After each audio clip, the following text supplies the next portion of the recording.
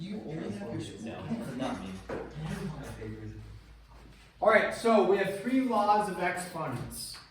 Okay, the laws of exponents are, if you multiply the same bases together, what do you do with the exponents?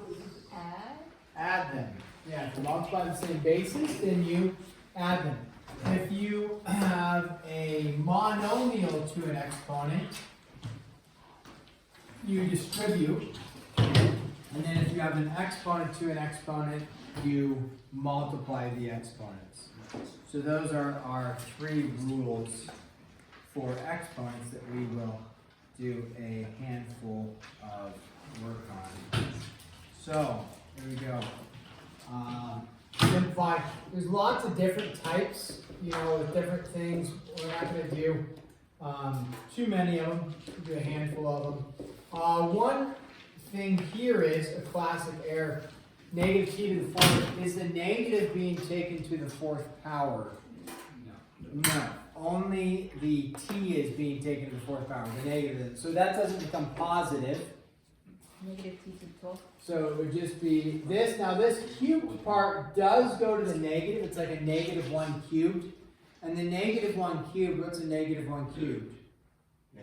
Negative 1 still, right? So it's going to stay as a negative 1 t to the, as Eliana said, t to the 12th, because when you have an exponent to an exponent, you multiply the exponents.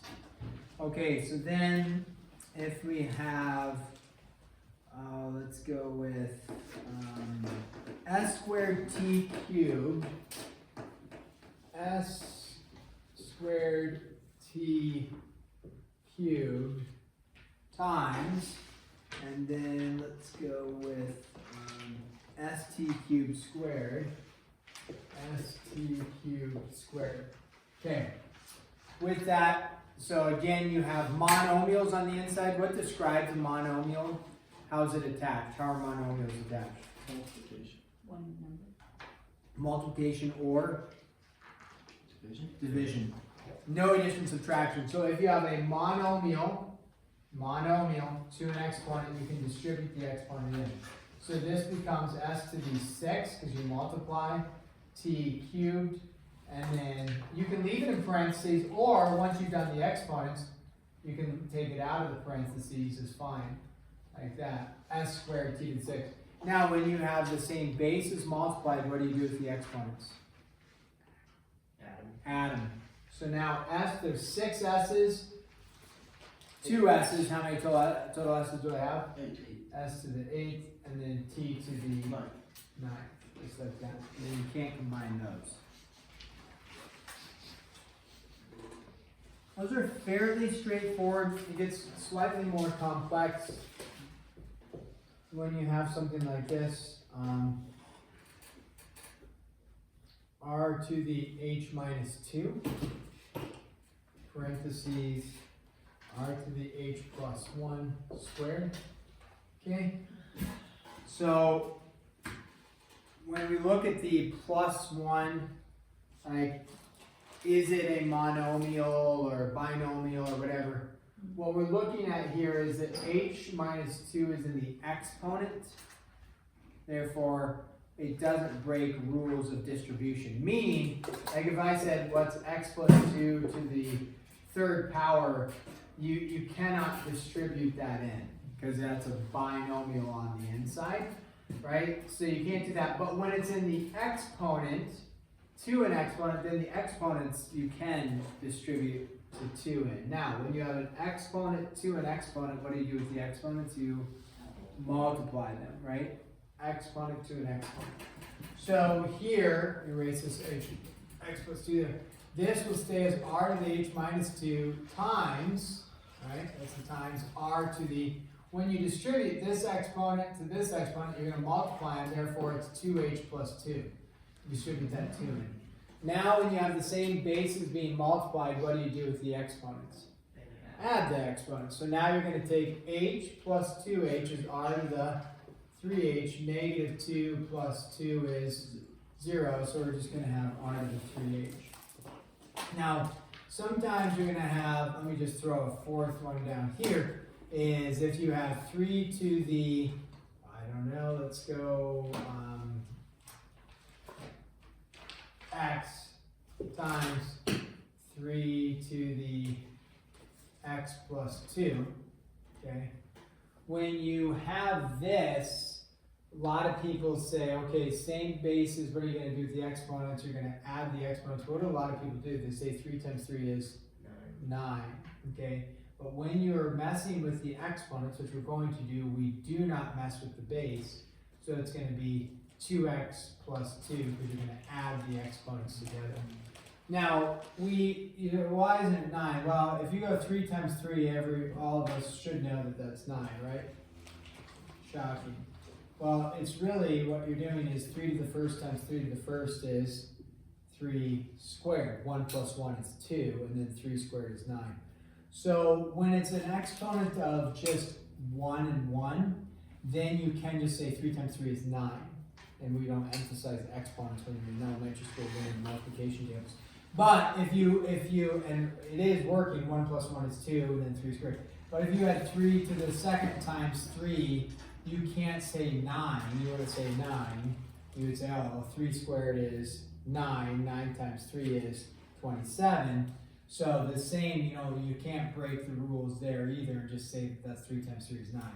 So again, when you're messing with exponents, don't mess with the base. Easy not to mess with the base because r and r is just r.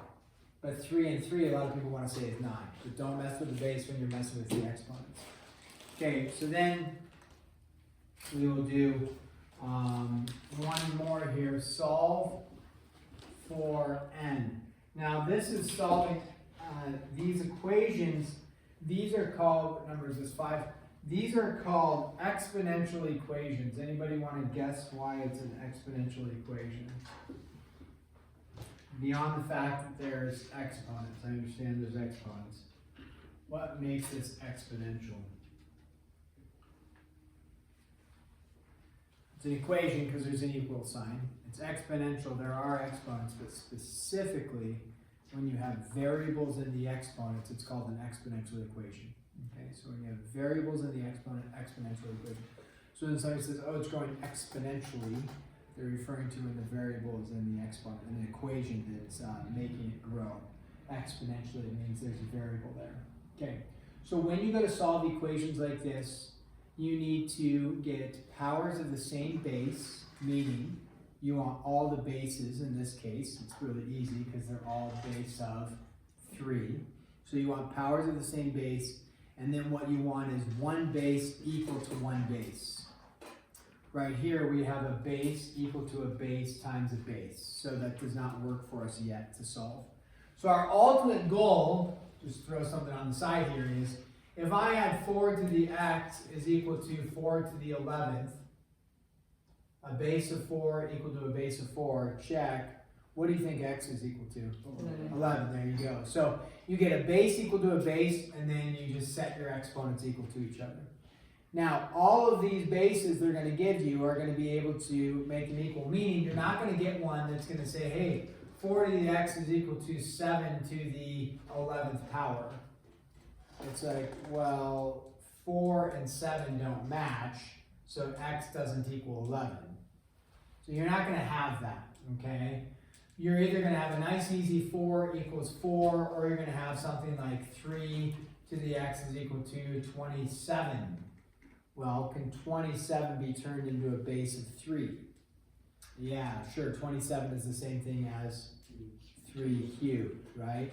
Or you're going to have a 4 and a 16. Or even maybe a 4 and an 8. Even the 4 and 8 are not, can't be the same base. They can be turned into base of 2. 4 and 8 can be base of 2. Or a 5 and a 25.